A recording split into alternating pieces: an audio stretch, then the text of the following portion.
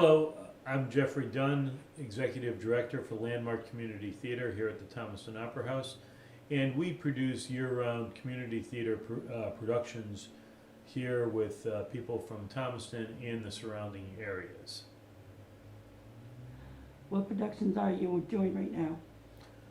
Well, unfortunately, we're not involved with any stage productions right now because of COVID-19. However, we are making plans to reopen during the holiday season for A Christmas Carol, which will be a small cast, socially separated performance of that show.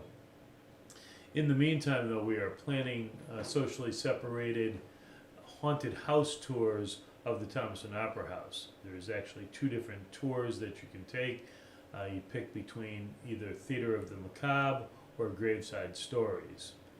Theater of the Macabre, you will enter through the front of the building by the old firehouse and go through a maze of tableaus that will have scenes from familiar musical theater productions that have a macabre twist to them. Little Shop of Horrors, Rocky Horror Show, Evil Dead the Musical, things of that nature. And people will be able to go through that maze, experience all the various show scenes, ultimately go into the theater where they will listen to Juan Cardona Jr. play the Mark Holton Theater pipe organ that's housed here at the Opera House. And he will be accompanying silent films and other types of video images. Once all the groups get into the theater and they're seated, separated from each other, we'll have a brief presentation from other volunteer performers, and then people will leave through the front stairs. The other tour, which will be happening simultaneously, will be Graveside Stories. And this one's very different in that you'll be entering into the basement of the town hall. And when you go down into the lower level, you will be in the area where there was once a cemetery. Because before the Opera House was built in 1883, the town voted to move 206 graves that were located on this site. They moved those graves to Hillside Cemetery and whatever remains that they could find at the time, and then built the building here, which may attribute to some of the ghost stories that we have here now. But our actors will be portraying many of the people who were buried here at one time, and their stones still remain up there, and hopefully telling their stories as they haven't been told before. So people going through that, it's not necessarily to shock people, it's more to have a historical tour, entertain and inform people of residents who lived here many, many years ago.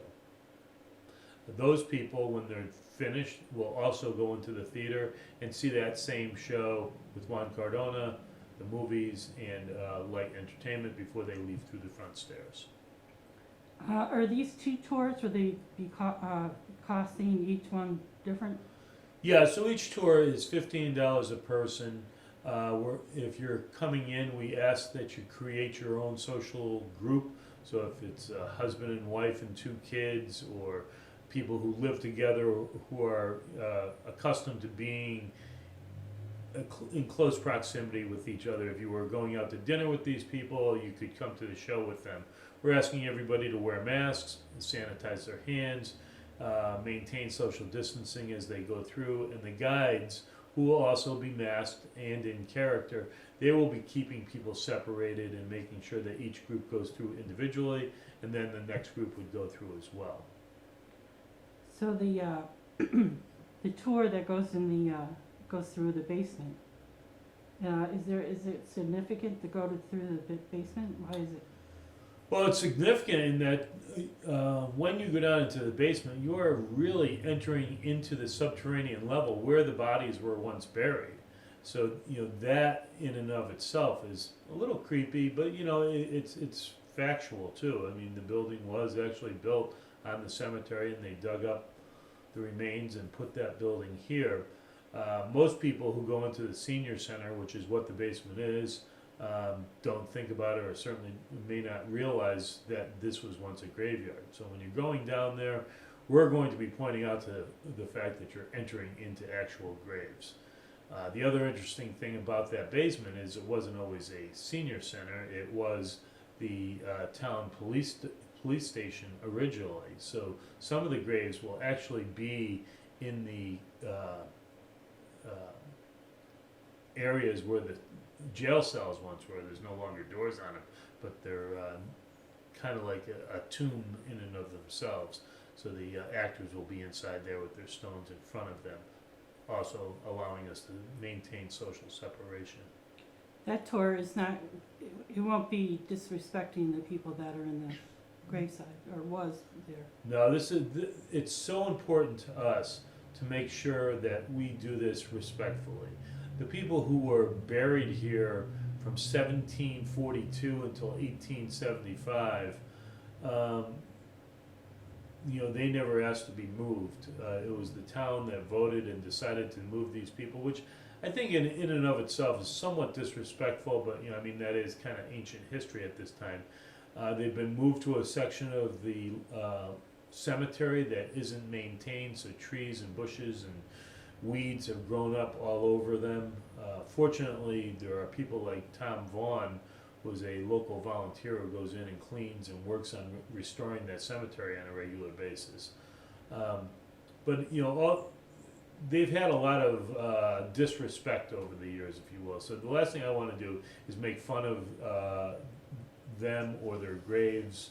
I really just want to elevate the awareness of it and hopefully have people enjoy the story that they'll hear from this and maybe get to know those people a little bit more. The ones on stage, that sounds like it might be pretty gory though. Those are they portraying different scenes from? Yeah, so Theater of the Macabre is definitely set up to shock people a little bit more. We're putting the blood and gore and a couple of surprises like that.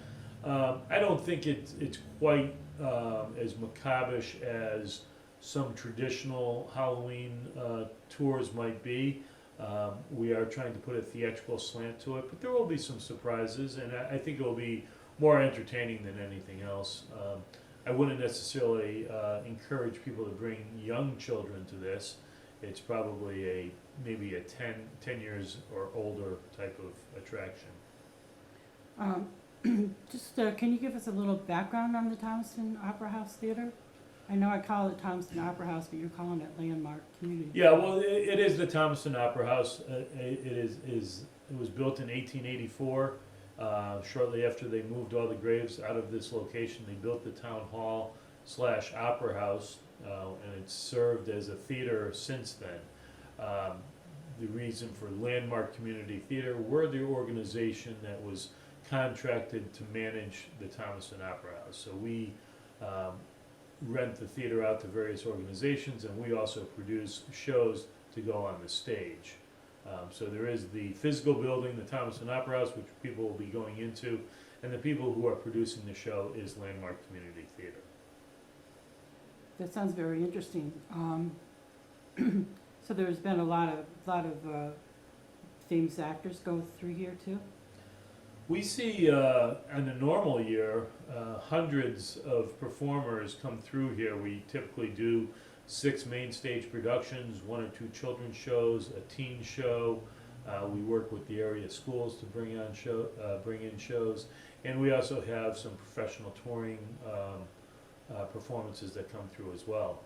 So all these people who are in shows are volunteers. They do it because they love to perform. So they volunteer their time. They come in and they probably rehearse for about 12 weeks prior to actually the show opening, and then there's 8 performances over 3 weekends. So if you commit to being in a show, you're really committing to about 15 weeks worth of involvement here in the theater, which when you think about it is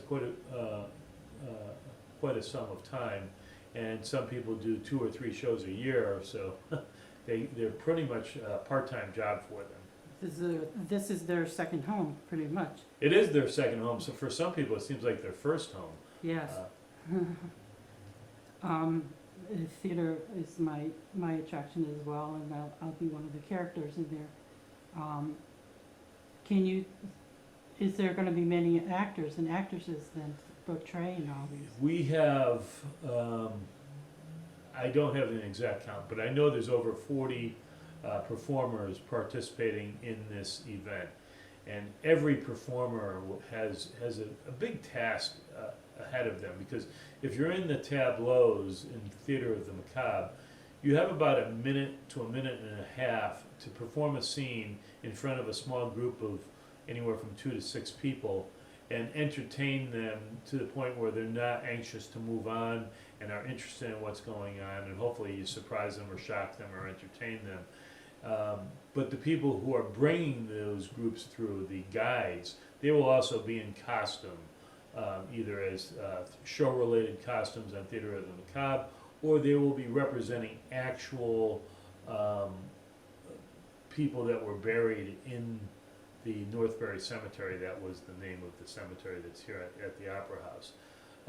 So they all have to remain in character through the whole thing, and those guides are so crucial to telling the story as they go through. So many people were hoping to, well, I want this specific thing, and it's like, I try to encourage, especially our young kids, that take whatever character it is, develop that character, and own it as you're going through. These patrons will probably remember those guides more than anything else as they go through, because that guide will be with them through that whole tour. Sounds very interesting. How long does this start for? So we're opening on October 22nd, which is a Thursday. We're running Thursday, Friday, and Saturday for 3 weekends through November 7th. There are 12 groups allowed through each side at 3 different times during the evening. So at 6, 7:30, and 9 each night, 12 groups will go through each side. So a total of 36 groups would be allowed through on each side each night. And once those groups are sold out, we won't be allowing anyone else through, because we will need time to go through, clean, and disinfect between each group of tours. Well, thank you very much, Jeff. Looking forward to going and being in the show. It'll be a great time. Thank you very much. Thank you. Bye-bye. Hello, what's your name? So I'm Tom Vaughn. I'm vice president of the Plymouth Historical Society, where I'm a historian and archivist there. I work for multiple nonprofit organizations throughout the area. I work at the American Clock and Watch Museum, the New England Carousel Museum, and Environmental Learning Centers of Connecticut, where I'm an educator. You do a lot of work. So I've been working and volunteering since I was a young teenager. I've been vice president of the Plymouth Historical Society since I believe I was 15 years old. And it's fun to really get involved with all the local organizations and volunteer and share history. How long have you been doing this? Since you were 14, 15? So with the Plymouth Historical Society, it's since I was a younger teenager. And I've been volunteering for all these organizations since I was a young teenager or a little kid, basically. So. What made you like doing this? I always had a passion for history, learning about what was around us and why things today are the way they are. It's always been a big interest to me. How we got from here to there? How we got from here to there, that's right. So, yep, drawing connections. Yeah. So what event are you said you work for, you do events. What event are you working with now? So right now I'm working with the Thompson Opera House on the Haunted House tour through the Opera House. What are they doing there? So this event, and my connection with this event is the old ancient cemetery in Thomaston. And the ancient cemetery was, or the ancient burying grounds, as we like to call them now, was an old cemetery in the center of downtown Thomaston, which was relocated in the 1880s to make way to build the actual present Opera House. So what we're trying to do with this event is draw connections between the old cemetery and the present Opera House. So we have a couple of actors and actresses who are portraying characters who are buried in the old cemetery. They were originally buried where the Opera House is, and they're learning about these characters, they're portraying them, And you'll have this interesting connection when visitors are walking through the Opera House and meeting these characters. And you get this really cool feeling that the cemetery was there. You're standing where these people were buried. This was originally their final resting place. So it's a really interesting event. I heard that they weren't all removed. Is this true? Yeah, so as of right now, we don't know how many people were probably left there. In the early 1700s, 1740s and 50s, when they were burying people there, not everyone could afford a gravestone, or sometimes one gravestone was for multiple individuals. So when they moved the cemetery, they probably just moved whoever they found when they dug the foundation of the building, and who was ever underneath a stone. But if there's a wooden stone that rotted away years ago, or if they couldn't afford a stone, there were situations in the mid-1900s where they were adding onto the town hall or the firehouse, or working on the parking lot, and they did discover human remains that were found. So as of right now, I would bet that there probably are still a couple of individuals left behind. Oh, that's gruesome. It's definitely an interesting topic, and it's a common occurrence. It happened all over Connecticut, all over. So New Haven, if people remember a couple years ago, a tree blew over on New Haven Green and unearthed a skeleton. And the same thing happened in Waterbury. The Bronson Library Park in Waterbury was built on the old Waterbury Cemetery. So it happens all over Connecticut. Yep. Yeah, I hear they have parking lots and roads over cemeteries too. That happens a lot, unfortunately. In Thomaston, it's a really interesting scenario because the ancient cemetery was moved and has become quite the attraction itself up in the woods up there. So the Opera House and the town hall, it was built on top of the cemetery. Yeah, so the cemetery was started in 1735. The town was able to buy a parcel of land for the first burying grounds in what would be the Society of Northbury. And the first burial was 1742. The oldest grave in the cemetery is 1744, and that would be Phoebe Blakesley, and she's going to be there at this event. So you'll get to hear a little bit of Phoebe's story that's there. That's awesome. I heard where did you say Northfield is Yeah. really Plymouth now? So Northbury, which was originally the north half of Waterbury, Waterbury was a colonial settlement, so it was a much larger region at the time. So Northbury ended up splitting up into what is now Plymouth, Watertown, and Thomaston, Connecticut today. That's awesome. Who else may be there? You said Phoebe. So Phoebe Blakesley will be there. Her mother-in-law was the first midwife for the Society of Northbury. So that was Mary Blakesley. She'll be there at the event. James Terry, who was the son of Eli Terry, the clockmaker, he'll be there at the event too, giving a little bit of a talk. There was Jonathan Edwards, who was struck and killed by a train. Unfortunately, his death was publicized in the newspaper in every detail. So we know exactly what happened to him when he was hit by the train, unfortunately. But it offers some insight into his life and what happened that night that he died.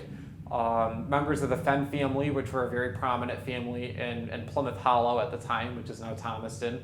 The Fenns will be there too. So we tried to go in and select a couple of individuals, not the most interesting people, because we might want to do characters in future events too. So right now is just a couple of characters that we thought would be the most interesting for this event. It sounds very interesting, but they're not going to be gruesome about it, right? They're just going to tell stories of their lives. So it's going to be very respectful. The president of the Opera House has worked very, very hard to make sure that this is a very tasteful event. It's intended for really, it's a pleasurable event. It's a fun thing. Now, we don't know every detail about these individuals, so there is a bit of improv going on. We're trying to figure out stories that happened, common occurrences from the time period, how we can attribute these to these individuals. And it doesn't have to be perfectly accurate about their lives, but it is done tastefully. It's done educational. There's a big educational perspective in this, and I think it's been put together very, very nicely. Where is the new cemetery now? So the new when the ancient cemetery was relocated in the 1880s, it was moved to present Hillside Cemetery on Marine Street in Thomaston. So I've been working there restoring the site since 2018 and conserving the stones and the hillside that's there where everyone's buried or was reburied. And the committee that runs the cemetery there just put in a brand new walkway right by the gate. So if you want to visit the ancient cemetery, which I strongly suggest a lot of people do, I myself and dozens of volunteers have put thousands of hours into this restoration project there. And I strongly suggest that everyone goes to see it if they can. You could park right up by the garage when you first pull into Hillside Cemetery. And if you walk down and up the trail, you'll see all of the stones there on the right side, right up the trail. If anybody wants more information, is there a website or phone number or somebody they can call? You could reach out to the Plymouth Historical Society. My information's on our online website. If you want to contact me, that's the best way to probably do it. Or you could reach out to the Hillside Cemetery Commission. It's a really lovely committee, and they all work very hard to make sure that Hillside Cemetery is in wonderful, well-kept shape. Now, I heard this tour of all these people that were possibly still in the cemetery is going to be in the basement. Yeah, so this was a really cool idea that Jeff had put together, where the tour is going to be through the basement of the Opera House. And the basement goes down probably about 5 feet deep, which is pretty close to where the original people would have been buried or interred. And so you get this really spooky feeling where you're at the ground level. You're not at regular ground level. You're below the ground. You're where these people were laid to rest. You're in the exact same spot. So there's a really great historical connection that you can fit in between those people. You can really think of it as a memento mori type thing. You're literally in the ground where these people were laid to rest. So it's a really, really cool perspective. I heard there was a jail down there. Is that true? Yeah, so the old Thomaston jail was in the basement, and I think there's 3 jail cells that are still intact as part of the senior center and the kitchen there. And those are going to be incorporated too. One of the volunteers noticed that the epitaph, which is the poem inscribed at the bottom of her character's gravestone, mentioned her cell. And it's literally spelled C-E-L-L. And we're trying to figure out what cell meant. Did it mean her space, her personal space? The reality is it meant her grave. Her grave is her cell. And that was a memento mori, was that those who see her grave will visit her in her cell. It means that she died, you're going to die, everyone will die, it's part of human nature. And so we're trying to incorporate the cells that are down there, which is just so cool. So this character will actually be in the jail cell, which is kind of cool. It's a really interesting feature there. So.